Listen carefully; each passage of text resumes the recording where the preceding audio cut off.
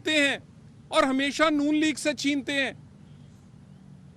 कितने आपके फैसले जो हैं, जब शेर का निशान छीना गया हमें तो कोई स्टे नहीं मिला। वो हम भी तो पाकिस्तानी हैं। नून लीग को तो अपने उन फैसले जो कि 8-8 10 साल बाद आप टर्न डाउन हो रहे हैं, अब कहा जा रहा है कि ये इंसाफ पर काला धब्बा है। हमें तो उस वक्त किसी ने ना पूछा। नवाज शरीफ के कागजात से लेकर उस वक्त उसको नाअहल करने से लेकर शेर का निशान छीनने तक हर वो अमल जारी रहा। नून लीग ने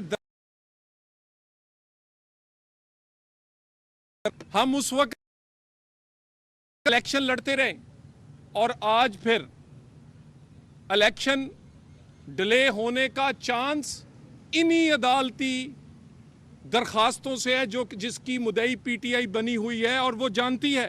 उसी तरह झूठा बयानियां बना रही है, जैसे उम्मीदवारों के बारे में बनाती रही कि हमारे उम्मीदवारों को कागजात नामजदगी दाखिल नहीं करने दिए जा रहे, और आज कह रही है सबसे ज्यादा कागजात नामजदगी हमारी पीटीआई की जमात ने दाखिल किए हैं, और कहते हैं बदला वोट से होगा। वोट से तरक्की होती है, वोट से अमन आता है, वोट से बदले नहीं लिए जाते।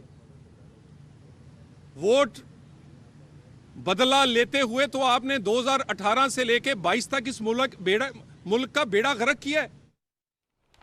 रहनुमा मुस्लिम लीग नून तलाल चौधरी लाहौर में मीडिया से गुफ्तगू कर रहे थे। उन्होंने कहा कि माजी में मुस्लिम लीग नून को इंतकामी सियासत का निशाना बनाया गया। हमने हर मुश्किल का सामना किया। पीटीआई एक